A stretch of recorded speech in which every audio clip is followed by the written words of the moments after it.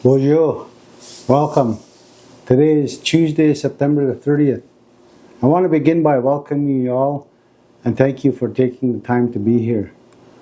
To our respected elders, survivors, knowledge keepers, families, youth and community members, and to our allies, thank you for showing up.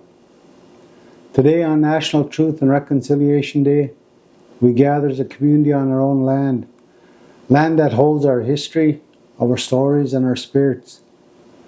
But we must also acknowledge a difficult truth. We were relocated here after an illegal surrender of our original lands. That forced removal is part of the deeper story of colonization, one that is often left unrecognized but never forgotten by our people. We also recognize this day as Orange Shirt Day. Orange Shirt Day began with the story of Phyllis Webstad, whose orange shirt that was gifted by her grandmother was taken from her on her first day of residential school. That simple, heartbreaking act symbolizes what residential schools were truly about: the erasure of identity, culture, and connection. The residential school system, created by government policy and endorsed through church authority, tore over 150,000 First Nations, Métis, and Inuit children away from their families.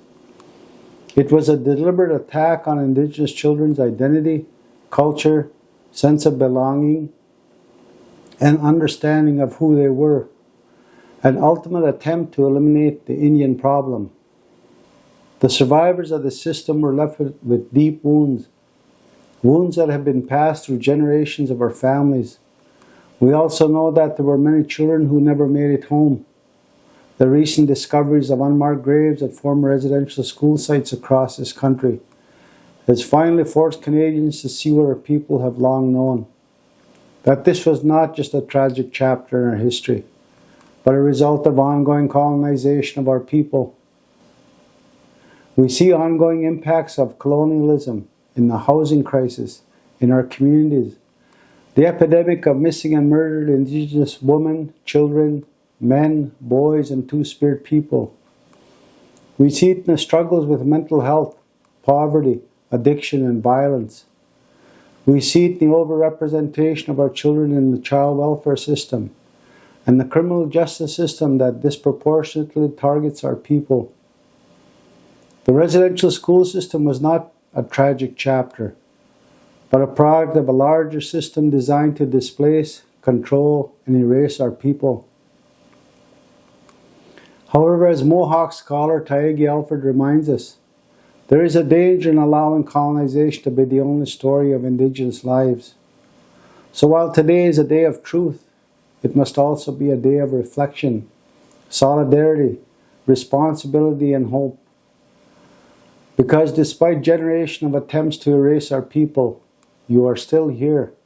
We are still here.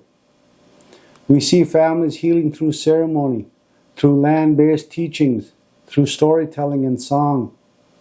Through these practices, we disrupt colonialism and reclaim what was always ours: our languages, our governance systems, our relationships to land and water, our knowledge systems, our sobriety, our health, and our connections to one another.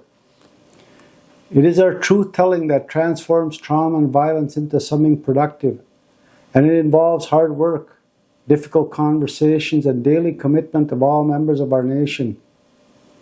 This is how we take back our power, our decision-making responsibilities, which in turn foster spaces to raise healthy, capable, confident individuals. This is resilience. This is power. Our future depends on this work. So to our elders, thank you for holding knowledge and carrying it forward. To our survivors, thank you for the truth-telling, your strength, your stories, and your love. To our youth, your voices matter. You carry forward the strength of our ancestors, and you are shaping the future of our nation. And to our allies, reconciliation is not just a checkbox. It's not just about attending events or wearing an orange shirt once a year. It's about building real relationships, honoring Indigenous governance systems, and committing to change in our homes, our schools, workplaces, community, and society. Let today be more than a day of remembrance. Let it be a day of responsibility and renewal. A day where we honor the children who never made it home by building a world where every Indigenous child not only survives, but flourishes. A world where every child is safe, loved, nurtured, and supported.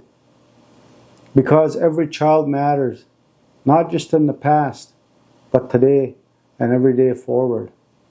Miigwech.